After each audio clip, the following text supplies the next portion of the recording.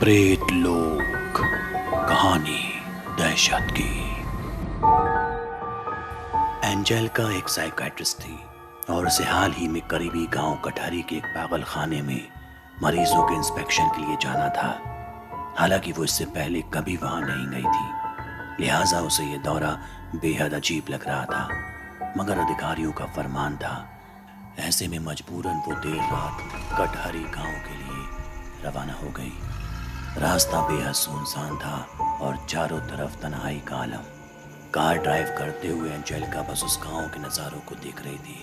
तभी अचानक रास्ते के बीचों बीच एक शख्स नजर आया। एंजेलिका ने कस के ब्रेक मारा और गाड़ी घसीटती हुई पहियों के साथ रुक गई।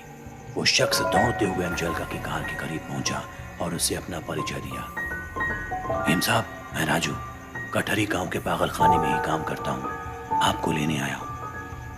ठीक है, चलो, कहाँ चलना है? एंजेलिका ने जवाब दिया। वहां से करीब 300 मीटर की दूरी पर ही पागल खाना था। देर रात एंजेलिका और राजू पागल खाने पर पहुंच गए। अंदर दाखिल होते ही एंजेलिका बड़ा खौफ महसूस करने लगी थी। अंदर का माहौल किसी जेल नुमा था। पागल खाने के अंदर पागल कैद में थे। आधी रात भी उन्हें चैन नहीं था। पूरा पागल खाना चीख से गूंज रहा था। वो रात जैसे तैसे एंजेलिका ने गुजार दी। अगले दिन पूरे पागल खाने का इंस्पेक्शन किया गया।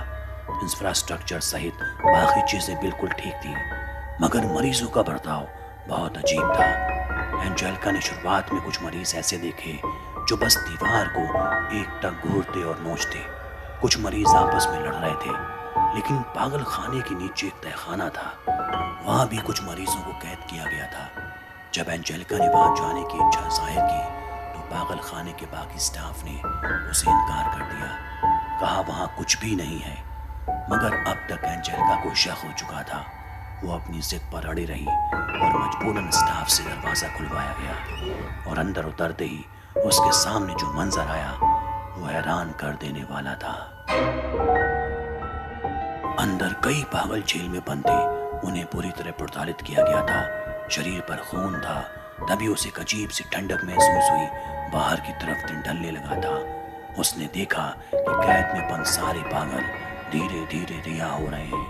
वो दीवारों के आर पार निकलते हुए उसके करीब पहुंच रहे हैं। उनका चेहरा भी धीरे धीरे भयानक होता जा रहा था। उन्हें देखकर एंजेलिका बहुत डर गई। वो समझ चुकी थी कि इस जगह में हो ना कोई बड़ी दिक्कत है। वो तहखाने के दरवाजे से बाहर निकलने की कोशिश करती है, मगर पागल खाने के स्टाफ ने दरवाजा ही बंद कर दिया था। अब कहीं जाकर उसे समझ आया था कि उसके खिलाफ किस तरह की साजिश की गई थी। अब पूरी रात उसे उन डरावने पागलों के बीच गुजारनी थी। उसने देखा कि पागल खाने में औरतें हवा में तैर रही थी। दीवारों पर छोटे छोटे बच्चे दौड़ रहे थे।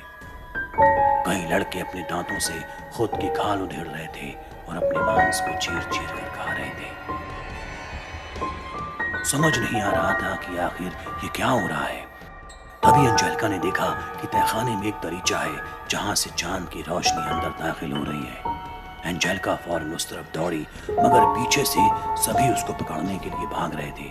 इसी बीच उसकी चमड़ी किसी धारदार चीज से कटकर खून रिसने लगी। तभी सारे पागल उस खून को चाटने लगे और यही मौका देख वो दरीचे को तोड़कर उसमें से कूदकर उस पागल। पूरी रात वो भागती रही, जंगलों के बीच दरख्तों के नीचे छुप गई और अगली सुबह उसकी आंख खुली।